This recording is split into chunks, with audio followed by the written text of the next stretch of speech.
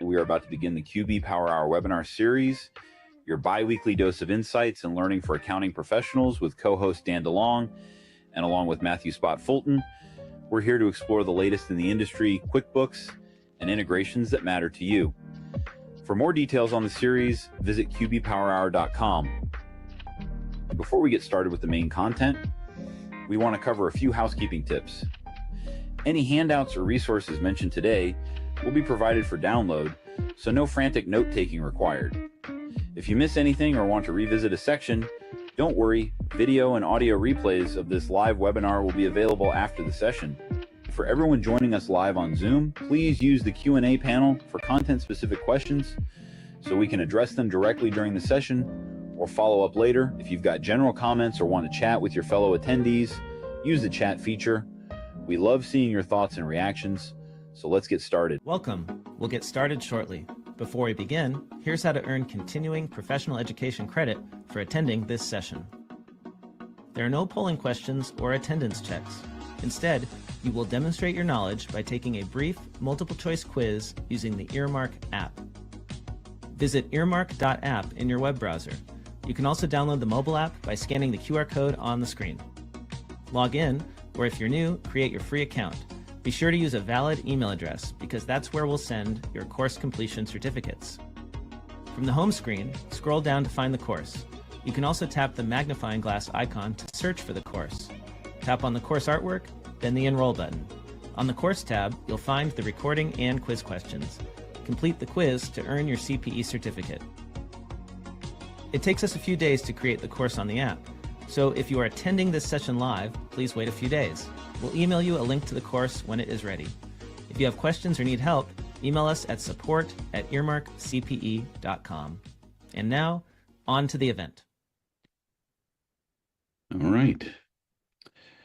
And so I thought I had this figured out. There we go. Oh my God. With two different monitors and two different applications, it always is a challenge to try to figure out that embedded video. Well, welcome to another QB Power Hour. I was noticing in the chat that Kathy Grosskirk skipped Toastmasters to come to the QB Power Hour today. So I am deeply honored that I where I rank in the hey, Toastmaster. Dan. Hey, I'm co-hosting. It could be me. I mean, come on, Kathy, let us know. That's very true. Right. So if you're here for Sharrin, type 1 in the chat. If you're here for me, don't type. I don't want that survey. I don't want that survey. Come on.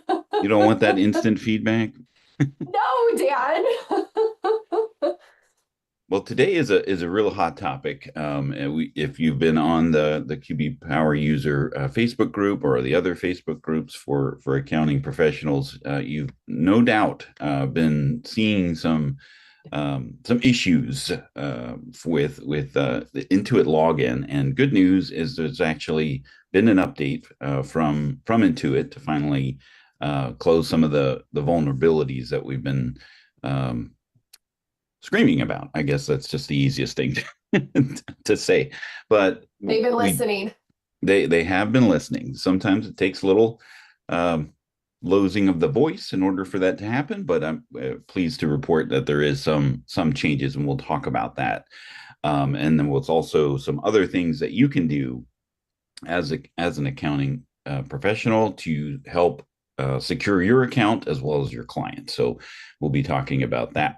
So today, my name is Dan DeLong, owner at Dan With and School of Bookkeeping, worked at Intuit for nearly 18 years, co-hosting today, also the workshop Wednesdays, oddly enough on Wednesdays over at School of Bookkeeping. And Sharrin, joining us, filling in again for Spot. Hello.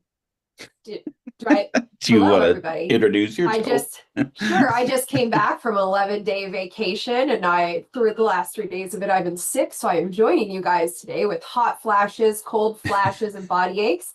Basically, I am menopause with Mucinex right now. So happy to be here. And I actually have my link ready for my Clone and Conquer hub this time, you guys. Okay, And good. watch my socials because I got a really exciting thing coming up that I'm pretty excited, which we've kind of sort of announced, but you know, Yeah. Well, we that's it. appreciate you. You're such a trooper at being, because I hate doing this stuff alone. So I really appreciate you being here, even when you're not feeling 100%. So thank you. Of course.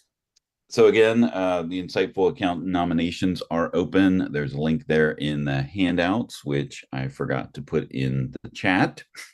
Now that I'm reminded, so I will quickly do that. If you're watching on the socials, there's a QR code, and it looks like a couple people have already done that. But let me just throw this in here. No, They did it a little bit different this year, and I wanted to, I had a talk with Gary, and I think they did it different because I think a lot of the people assume that this was Intuit's ProAdvisor, and it's not. It's Insightful Accountants. Intuit, of yeah, course, is supportive of it. So I think this year they made some changes to make it very obvious that it is the Insightful Accountant top ProAdvisor, and I love that they added in some of the things they did. So yeah, how do you guys the- feel about that? yeah. This is Some definitely tax? something that is not Intuit. I mean, they have their Yeah. own they have the same problem Yes. as Intuit as branding, right? They Yeah. never quite Yeah. understand who makes I think these it's the things. ProAdvisor thing that confuses people, Hmm. but because I said the same thing. I said it to Gary, and Gary goes, I'm Sharon, this is Insightful Account. And I go, ooh, good to know. I'm gonna go switch some social media there because for some reason I was thinking it was like but no. Anyhow, Right. I'm excited that they have some more up-to-date topics. Categories. Yeah. Yeah. Yeah. It'll turn into the Oscars by the time best No, that best only we care supporting about, right? best supporting pro advisor, best No one wants to watch. We all just sit there and pat ourselves on the back. It's there we go. amazing. So if you're just joining us for the first time, a little bit about the QB Power Hour webinar series. It is the longest running series of QuickBooks stuff that is not sponsored by Intuit. Um, we do have, it's every other Tuesday at noon Eastern, and we do have a CPE credit through Earmark. But you can always go to qbpowerhour.com/resources to find the handouts of prior of all of our webinars, past recordings, podcasts, and other resources as well. So let's talk about what we're going to talk about.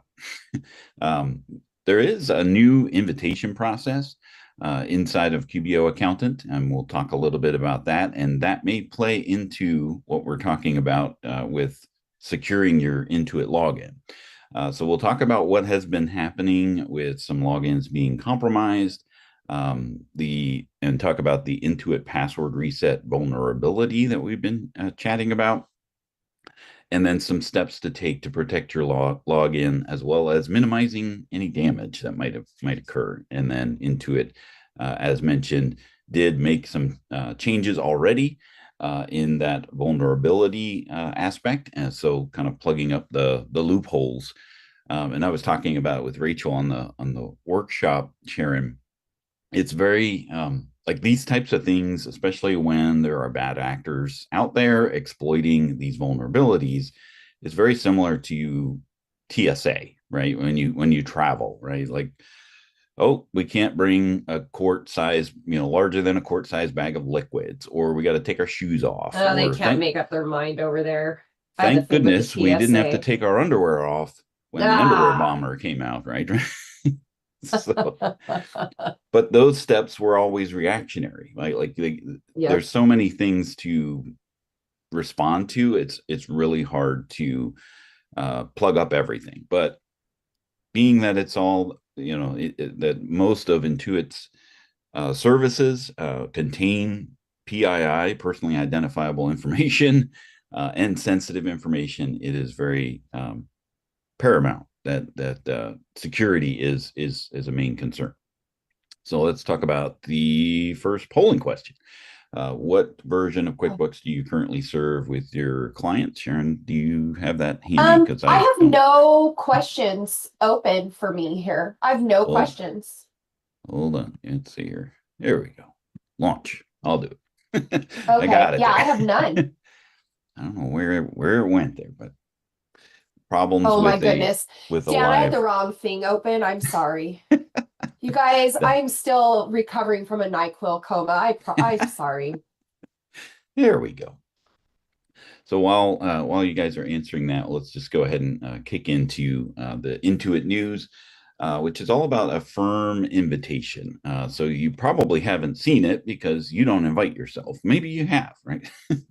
um, but and we'll talk a little bit about this. So what happened is, and you have probably experienced one or more of the challenges with getting an accountant invitation to QuickBooks Online from a client, right? So the old process, it relied on email, right? So somebody had to go in, invite you, put your contact information, and they've tried to make it easy in the past where you could just click on accountant and invite your first accountant by just an email. But that relied on the email being received, and that also relied on them typing in your email properly. Right. So it's riddled with issues. Sometimes you never received it. There could be a typo in the email. It could be the wrong email.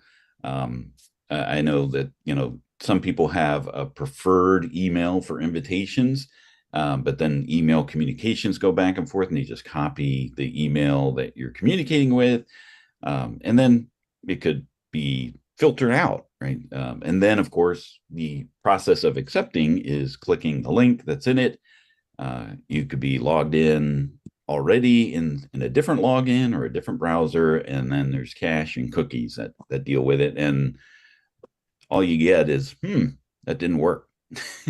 So there's a lot of challenges that come along with those invitation processes. So now, when you go in to add a new accounting firm inside of QBO for a client, there is this new option that says invite my accountant's firm, with a little help bubble to give them an understanding as to what it is. Now, even though this is super simple, all they have to do is put in the firm ID, which is your QBOA company ID for QuickBooks, right? So you can just press the keyboard shortcut of Control Alt and the question mark key, or Control Option if you're on a Mac, and provide that to them. You can copy it, just send it in an email or what have you. It's like all you got to do is just put in this number, and then there's no email that gets sent.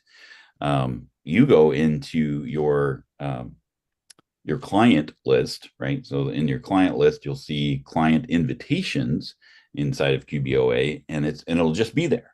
And then all you have to do is just click the action drop down and accept it. And now that client is in your firm. So Dan, yep. I'm sorry. I know I interrupt you, but I think we talked okay. about how I need to do this on the back end because only you can see me. Right. So are we able to do it the old way, or is it only this new way? Because No. we all are a little weary of trusting into its new product. So Right. I personally would still keep saying, please invite my firm at QBO and we'll deal with all the rest of it, in 2 years when I stop seeing people complain. Or is it just, they're just like, nope, here it is. And I'll pay $5 more a month now. Yeah, this is sorry guys, I'm not snarky. No, this is it's a good question. There still is the old way, right? You can see on the screen. I don't know. Yeah, I just didn't know if it was like but it won't send the email anymore. It doesn't send email. It says you've been invited. Now click here. It will still send a confirmation email saying that you have been invited, but there isn't too many there isn't an action that's required to be taken from the email. It's more of a confirmation that you have been invited. Got you. Oh, and you stopped sharing oh my God, I'm so sorry. I give up. No, that's okay. It was a lot. It was both. It was the same it is, Dan, same as it is every week. 60% both. Although only 1% are desktop only. So that is getting smaller. I'm curious, it's a whole other topic, but the 1%, are they getting ready to retire? Because I'd be like, anyhow, sorry. And we are going to have the state of desktop after Intuit Connect. So our first QBA Power Hour after Intuit Connect. we're going to have Marjorie Adams from 4Lane to come on to talk about the state of affairs of QuickBooks Desktop. She's a very heavy desktop user enterprise for a lot of her clients. So we're going to talk about that. Can I tell you real quick? My ADHD's all over today. It's the meds. Do you want to tell me something that drives me nuts about the Intuit process here is that people can invite us, but we can't remove ourselves. So I have clients from decades ago that I still get their stupid QuickBooks notices because I cannot remove myself, and I email them and they're like, oh, so when I go to like my QuickBook companies, they're in there. I'm like, I don't care. I hide them or whatever, but remove me. I don't want anything to do with your company anymore. Yeah. Well, there is a way to permanently disconnect, but you have to be the primary ad. Yeah. It's been for a while. We're just the firm. But it's a severing, right? So if you were associated with the client, and more problematic, I guess, is if you were getting the payroll notifications and things like that. They will still continue to happen even after that severance. Is it a little bit soothing when it was a terrible client and you kind of let them go and they didn't remove you and you're seeing all their checks bounce? Do you feel a little bit, come on, accountants, there's a little bit of happiness and warm and fuzzy there. Yeah, it's yeah. Okay, so let's talk about the topic of the day was really securing your Intuit login. Let's set the stage on what has been happening, right? So I don't know why every image when I tried to Google, do a search for hackers, it's always these faceless people in a hoodie for some reason.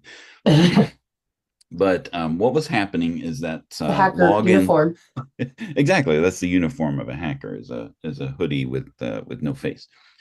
So logins have been compromised, and it's very paramount for accountants in this case, because they are the tip of the iceberg when it comes to if your login that is associated with your QBOA is compromised, that provides a gateway to all of your clients, right? So if your login happens to be compromised, then they have access to all of those clients. And now that there is a lot of services attached to QuickBooks Online that is real money movement, that is concerning, right? Because someone who doesn't have the scruples that you do, being able to access your clients and initiate real money movement,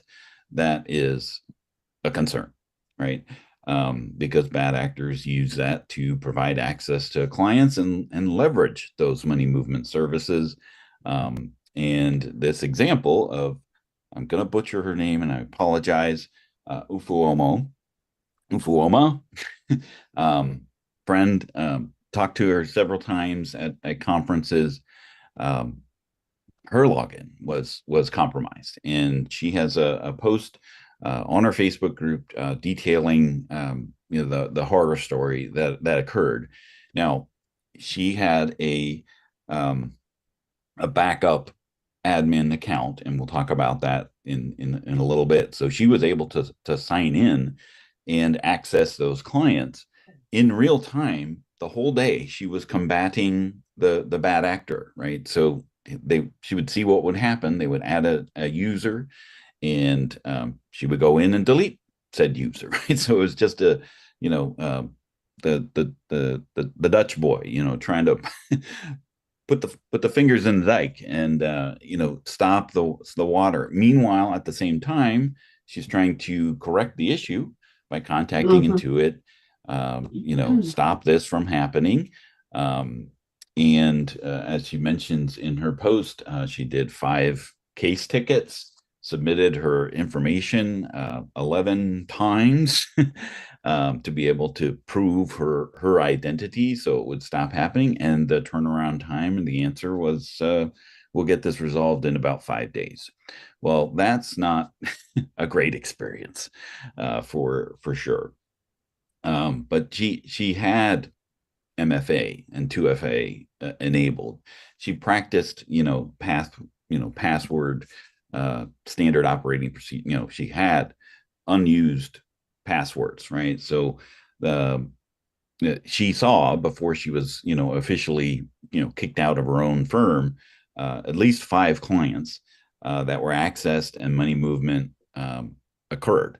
So fortunately, you know, she's a great person, had a great relationship with her clients, and they were very gracious while this was getting sorted out.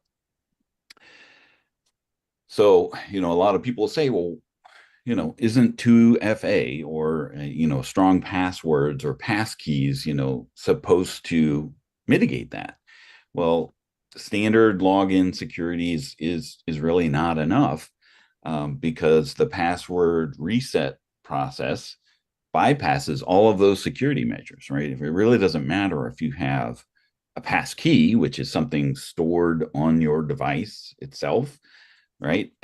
Because if they are able to find a way to reset your password with your login, then you know all bets are off, because it doesn't matter if you've got a code being sent to you. If they can update the contact information of where those codes are actually sent after a password reset is done, then of course, you know, that's how these things happen, right? And hopefully they're not watching to get some Let us ideas. teach you. Right. This is how not to let people hack into your account. Right. Now you have Sharrin, we were talking a little bit about this, that you have a process or, you know, operating procedure in place where you basically require your team members to do that. Oh yeah, but I'm a you Fruit can't Loop over here. you still can't enforce it unless, you know, No. like you can't see it happening even if they have multi-factor authentication turned on. Yeah, I just saw that in chat too. The one thing that really, so I is required. Like we use Rippling, so there's an agent that oversees the computers. So I'm like, you will do the updates, you will do all the things, and I want to be able to, if you call me and go, someone stole my laptop, I want to shut it down in Apple. I want to shut it down in 15 places. So I'm a little crazy about MFA, but in Intuit, I was hoping there was an update this morning. I can go in and see who has 2-factor turned on, but I cannot require it or force it.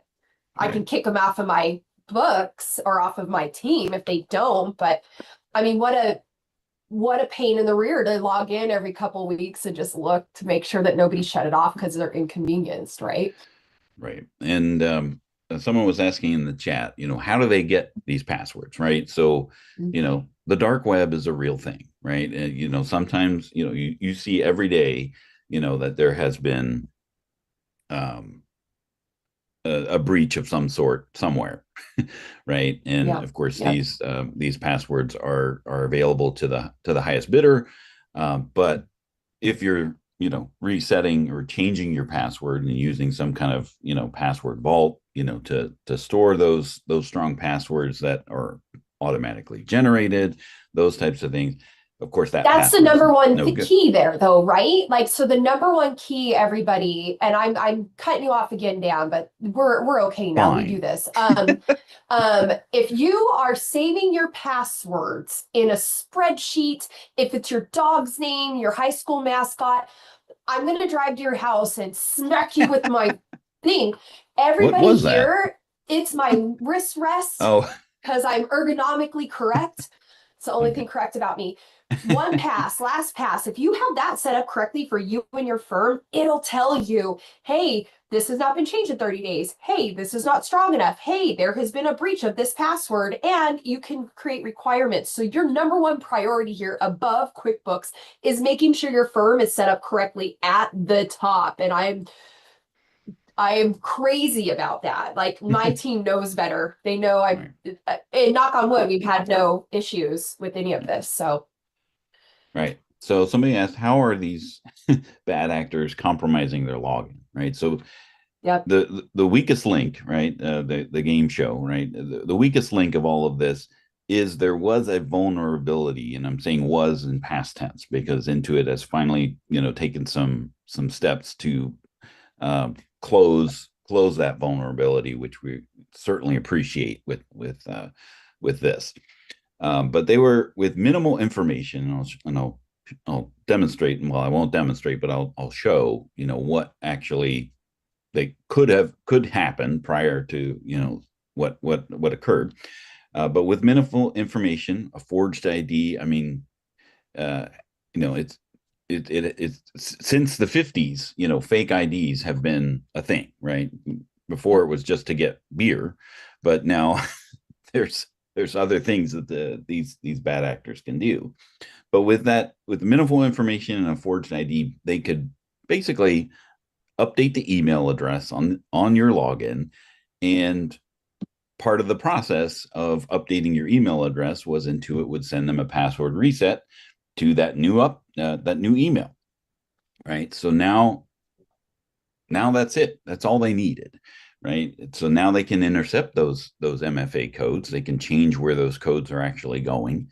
They can update contact information by putting in their phone number to get the MFA codes.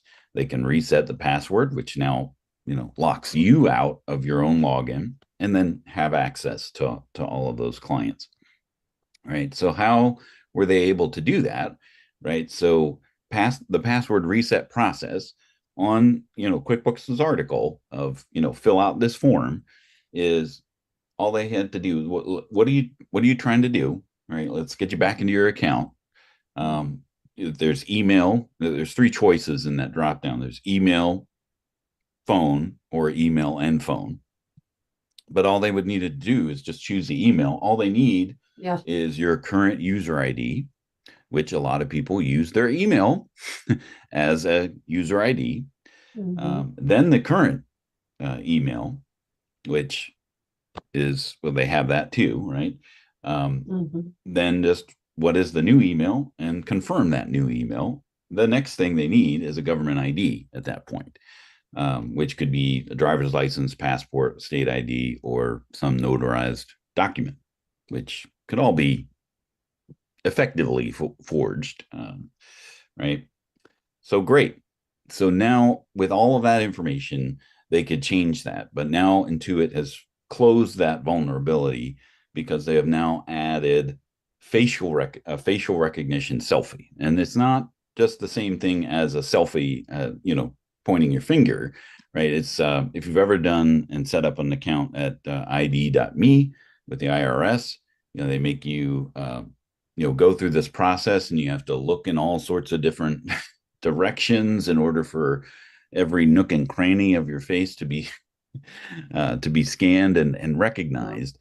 But that puts an additional layer of friction with this entire process. So in addition to the government ID, they have to go through this facial recognition. So now there's points of comparison to, is this the same as and they can compare where this information was taken from. So it's really hard to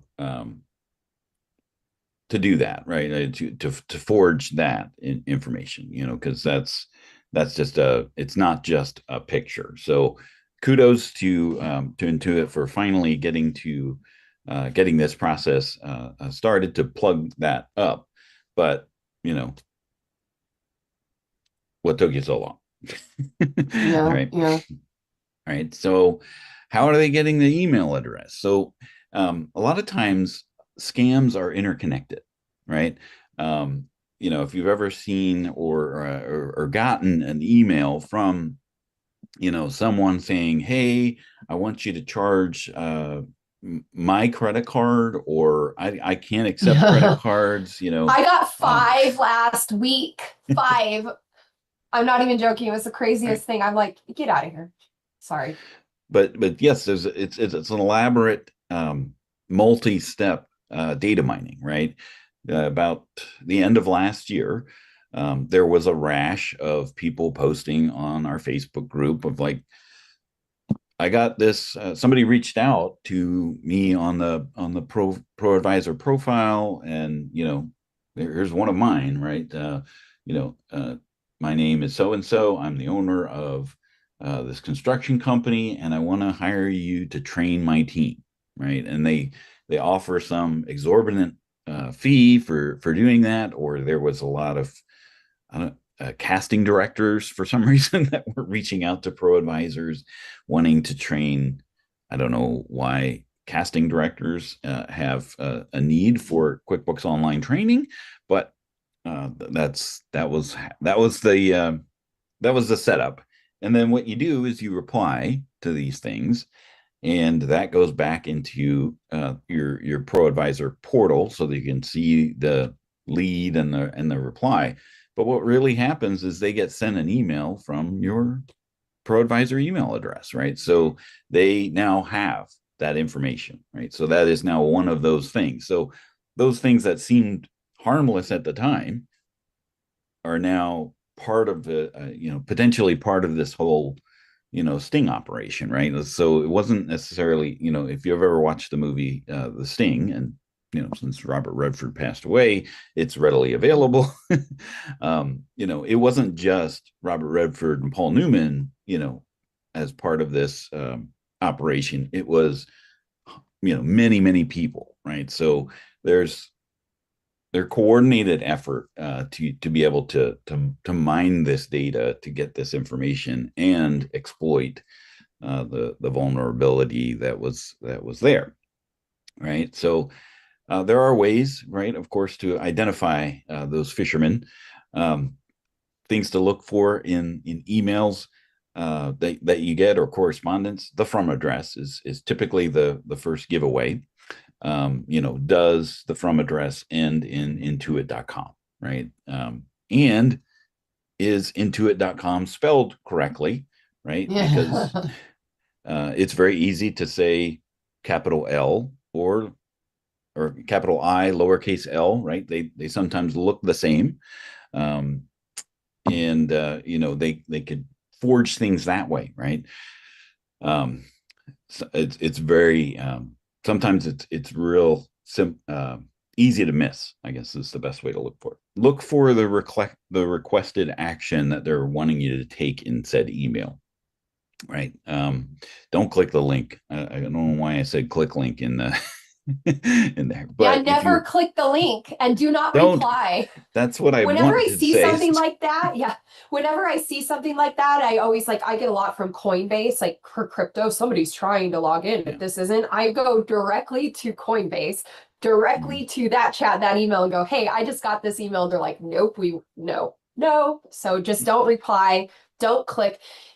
Watch some scammer things. If you click on things, that is how they get access to your computer, and they dive right in. Like, I spent the last 3 days just watching all those videos.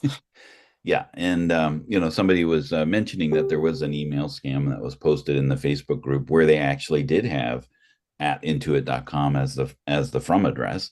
What I would probably look at is the O in .com, right? So is that a 0 or something like that, that. Well, not only that, they don't always want you to reply to the email. Sometimes they do just want you to click on the link. So they don't care if they spoof that email or not. They're just like, just click that little link. We just need access.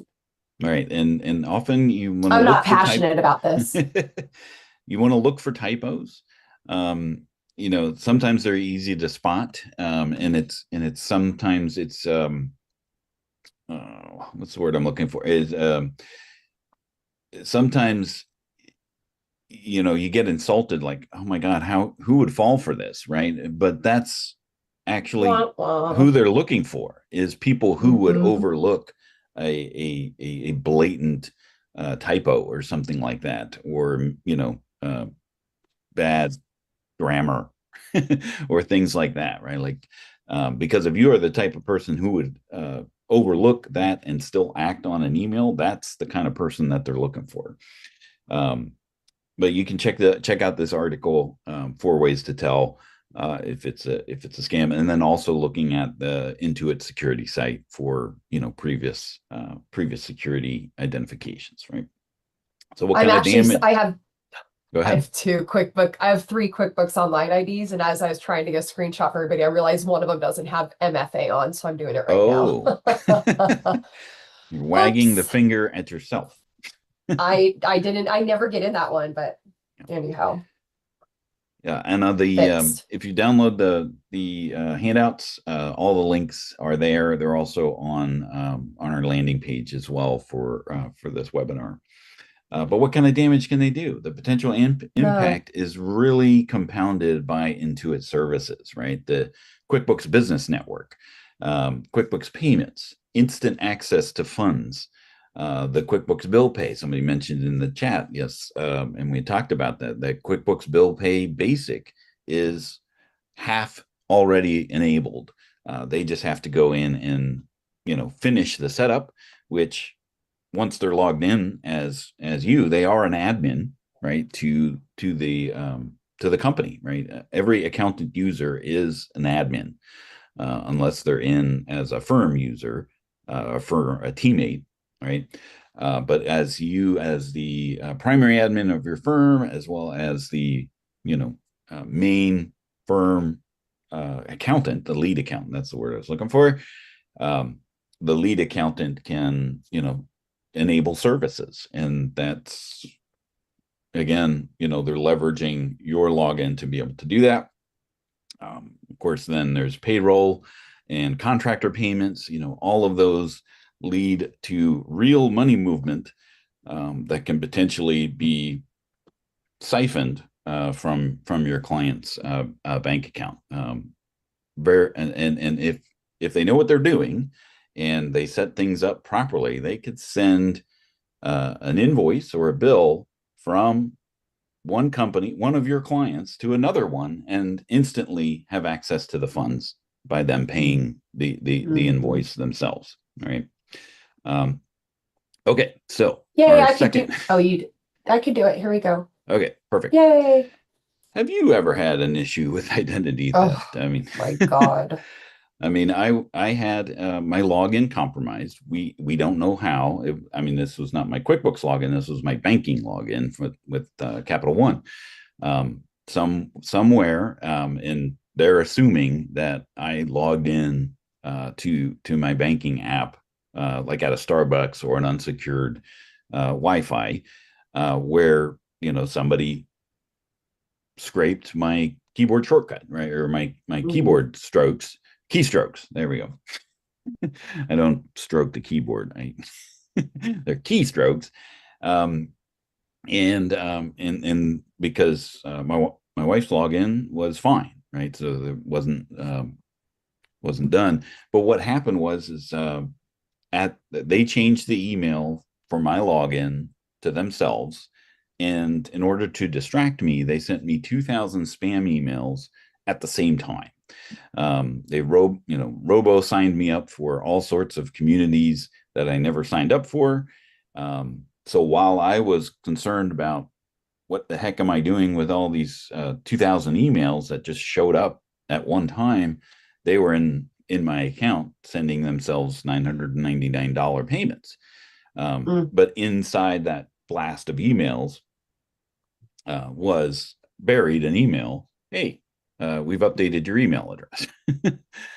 So I couldn't see, I was not Sneaky. Yes, I didn't understand. I mean, I was completely, totally distracted. Sorry. Michael raised his hands and I meant to message him and said I allowed him to talk. I am of zero help today. I'm just a spaz. I'm sorry. All right. My ex used to steal my credit for years. I actually had to put a credit block. He would go get all those stupid little payday loans in my name. Oh my goodness. That's even worse when you know where it's coming from and you can't do anything about it. I still to this day have to lock down my credit all the time, just so everybody knows. Yeah, that's a good idea. He's coming after my solid 425. Just kidding. There we go. All right, so let's talk about some steps that you can take to protect you and your clients and mitigate any damage, right? So steps that put friction between you and the bad actors, right? So password best practices, changing your password. When we were talking about this on the workshop, somebody said, when the clocks change all of your passwords, right? So it's just one of those routines to put yourself in, right? So adding that the 2FA MFA, which there's a difference between the two.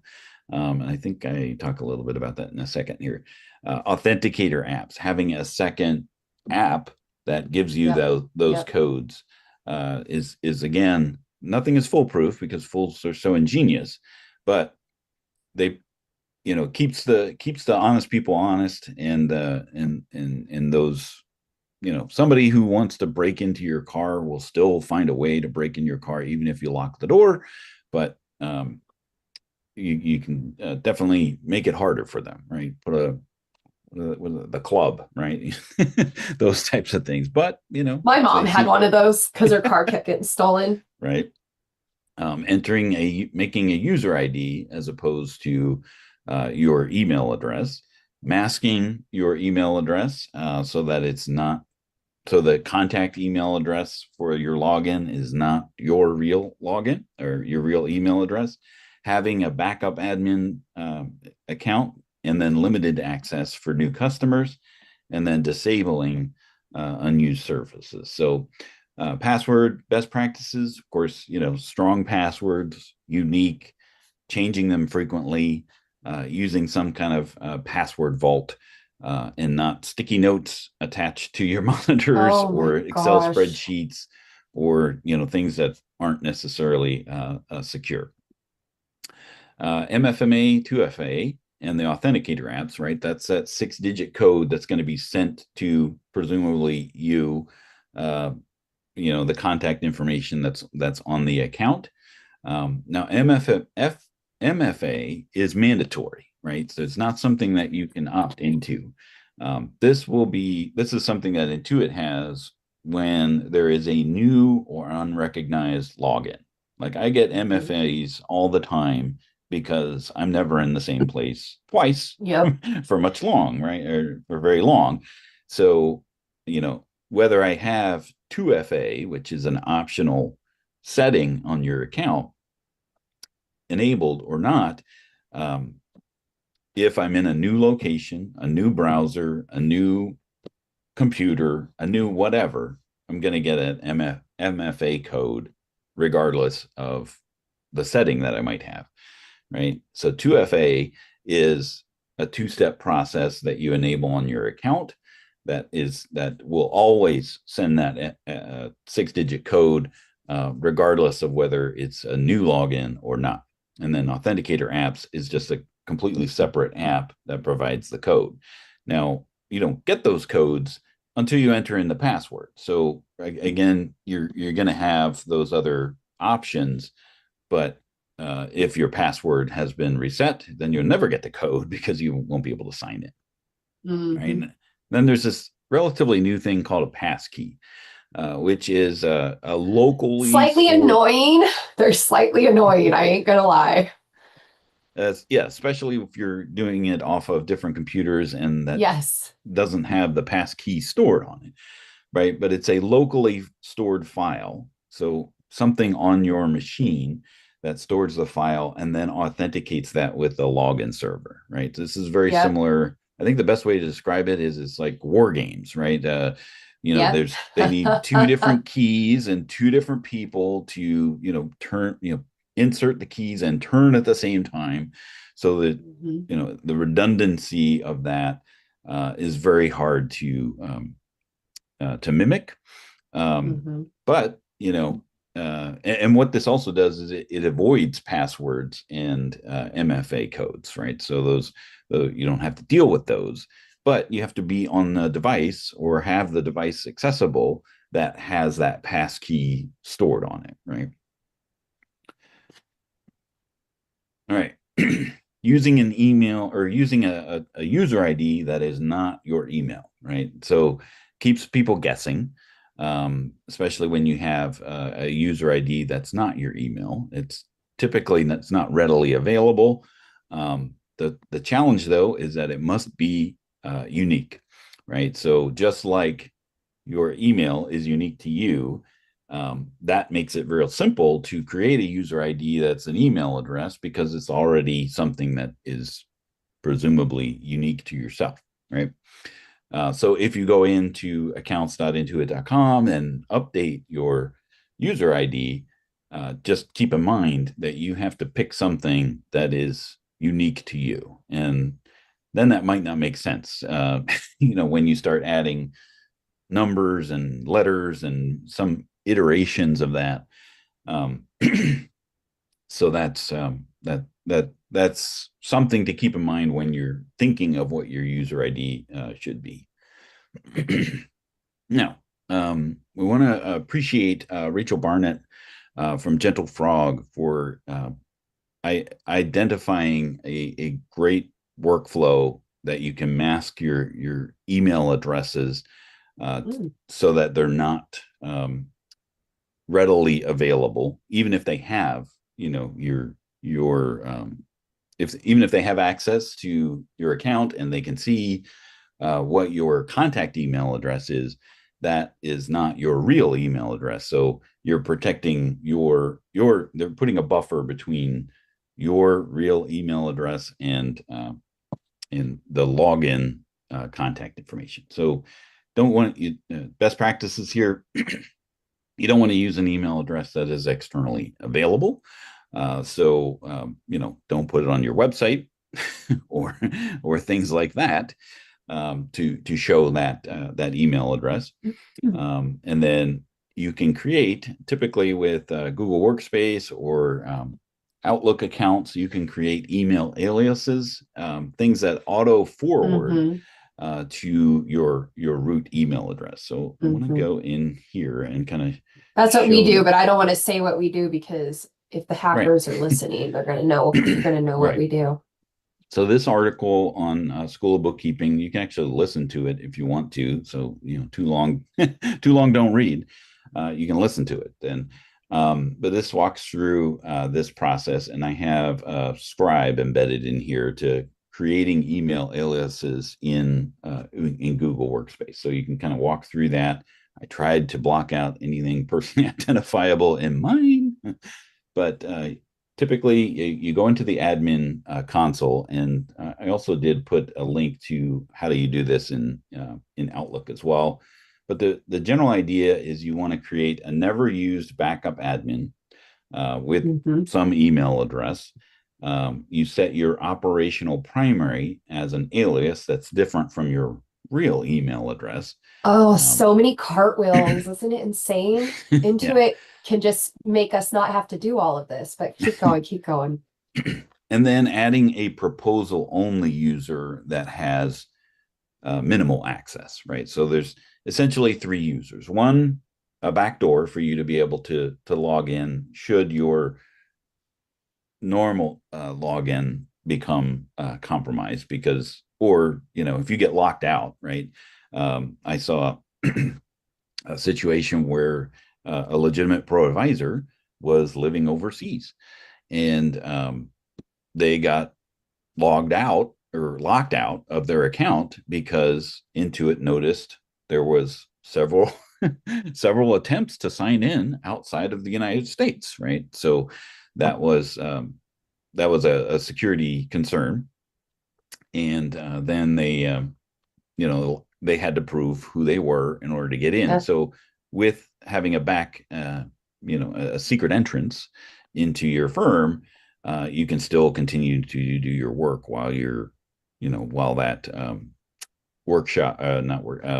while that is being worked on, right? Because there is. I use a VPN for everything, so mine can never keep up with where we're sharing out today. Exactly. Today we're going to be in Dallas. Tomorrow we're going to be in LA. I'm all over the place, so I'm always having to put in my 2-factor. I don't even think the government doesn't even know where I live at this point in time. Exactly. So then you'll have this quotes only, and then your intake for new clients is the client invites the quotes only user, and then you go in right after you accept it, and then move it to your super secret login, right?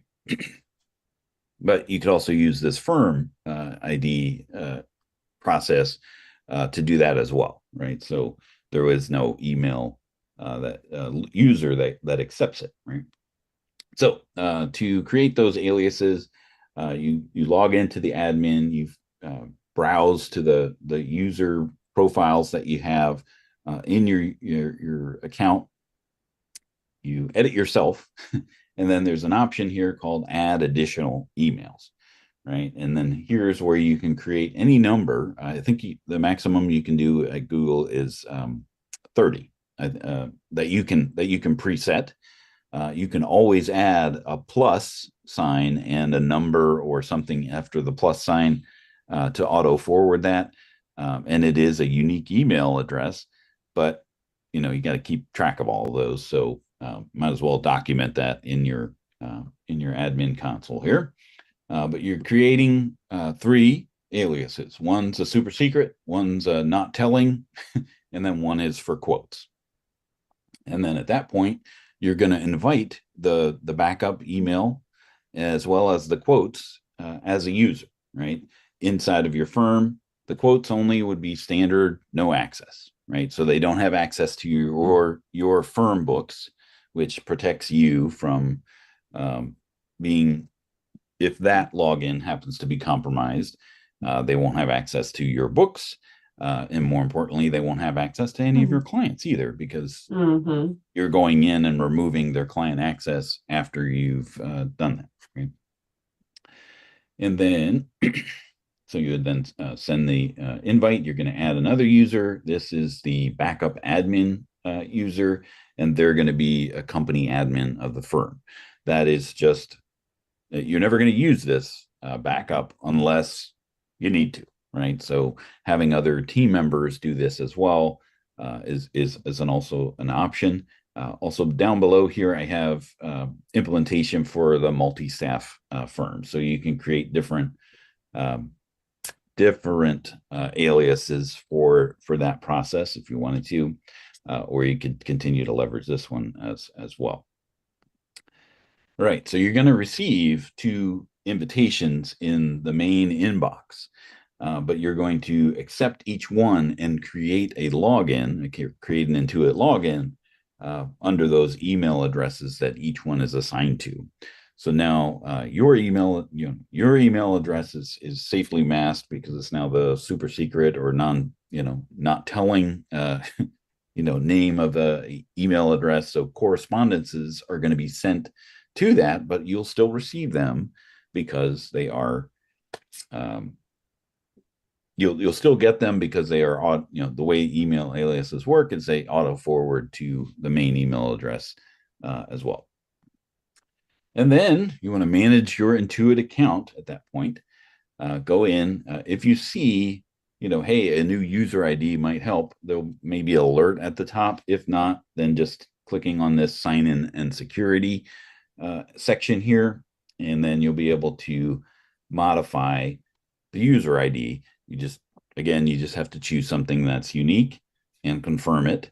And then it gets saved. You get emails along the way every time that you make a change, right? And then you do the same thing for your email address. You would go in, update it to the new alias email, and that way your login email address, your particular email address is not exposed.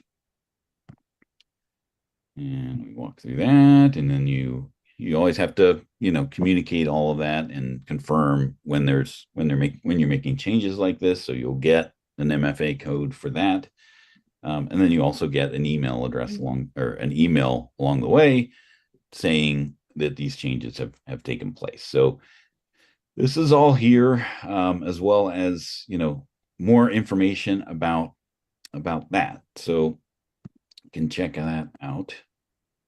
So those additional users, so you got the limited access for invitations, the backup admin user, and the auto forwarding web-based email.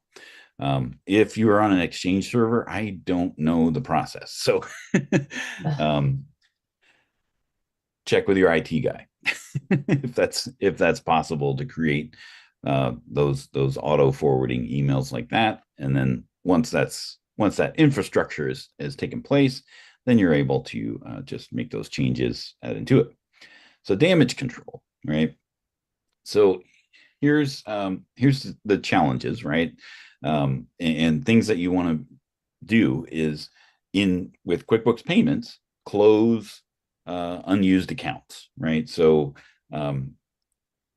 if you, because you are an admin to all of your clients, and QuickBooks Payments is kind of half set up for accounts. It only takes someone to finish setting them up to start the actual real money movement. But if they're not using QuickBooks Payments, you can go in and close those accounts. If they don't have a dire need for instant deposits, you can opt out of that option. Now, you can get access to instant deposits for a fee, but if you're using the QuickBooks checking, you can avoid the fee by doing that. The QuickBooks Business Network, you can opt out if that's not necessary or needed. And then the QuickBooks Bill Pay, if they're on QuickBooks Online Advanced, you can set up workflows that you get notified when a bill is created, and those types of things, so that you're aware that something might be happening here. So with QuickBooks Payments, the instant deposits is a 1% fee unless they're using QuickBooks Checking. All new accounts are partially enabled, so you can close those accounts if they're not being used, and there's a link to being able to do that here in the slides. The Business Network, it's a nice, convenient feature, but this is potentially a vulnerability that people are exploiting, right? Because it keeps your contact info up to date. There is an invitation process to connect between QBO subscriptions, but if they have the logins on both companies to be able to do that, then they can do that. But the convenience factor is invoices sent from one company are turned automatically into bills by another company, which, if now you're accessing the money movement process of QuickBooks Payments and QuickBooks Bill Pay, that just allows people to streamline that process of fraud by doing that, right? So they can opt out of the account under settings. Of course, it doesn't stop someone from opting back in, right? So if they're logging in as you, they can opt back in. But again, putting up those obstacles to make things a little harder for people to do. QuickBooks Bill Pay, again, nice, convenient features.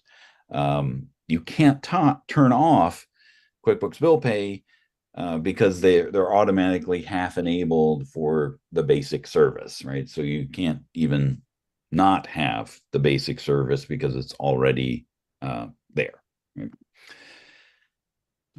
So maybe a best practice is keeping money movement outside of QuickBooks, right? Mm-hmm. Using different outside services. I'm sorry to be saying this about Intuit services, but because you do lose those integration conveniences, but it's really inconvenient if something were to happen like this. You only have to go and ask Ufuomo, how inconvenient this was for her. Yeah. Okay, so wow, we timed that right. Sharrin, any thoughts, comments, concerns? I've always got thoughts, opinions. It's just crazy. Somebody mentioned earlier, and they're right. Like, I don't think I started noticing the hacking and the issues until QuickBooks really started launching their bill pay function. So I feel, and like people are saying, that's the hardest part. Is people log in and they process the bill pay, and there's no way around it. Then QuickBooks logs you out, and it's insane to me. But I am, yeah, I mean, you saw me tagging you in everything over the weekend. All of those, Yeah. I'm like, Dan. Yeah, I don't use anything. I use QuickBooks as my GL. I don't use any other pieces of it whatsoever because I don't feel secure. Yeah. I mean, and I don't want my clients. when I was working there, I mean, I would that was back when QuickBooks Payments and payroll was it. So the actual sending of money, initiating, where the QuickBooks world and the real world actually intersect, with money being sent. They started with, their partnership with Bill, and then they moved to Melio, and now the QuickBooks Bill Pay. The movement of money out of the business, I think, is where things really, came to light for this sort of thing, simply because, and then the instant payment, and this instant access to that fund, because now you have, or these bad actors have access to both sides, potentially sending invoices to your other clients and then paying them, because they've now compromised, this whole thing. So this is very elaborate, and it's very important, I think, for folks to make sure that they're doing their best, their due diligence, to make sure that their login is as secure as possible. And we appreciate Rachel and Ufomo for being vulnerable enough to let us know their experience, so that we can, others can benefit from their trailblazing of this process. So we appreciate you all joining us here today on the Power Hour. And next time, so we were supposed to have tech saving tips, workflows and apps that help accountants save time, but we felt it was more topical and important to talk about this very important topic today. But so next time on the Power Hour, Sharrin and I are going to be, you got to launch the last poll question. Yep. I didn't have anything that told me to, so yeah. Sorry, guys. Should have done that. So we appreciate you joining us here today. And next time we'll be talking about some tech that saves accountants time, and workflows that streamline your process and get you out of busy work, doing things that actually bring greater value to you and your clients. So we will see you next time on the Power Hour, and hopefully everybody has a great day. And Sharrin, I hope you feel better real soon. Hey, I'm gonna go get high on some NyQuil right now, or some Dayquil, so we're good. All right. Have a great day, everyone. All right, bye everybody. Bye-bye.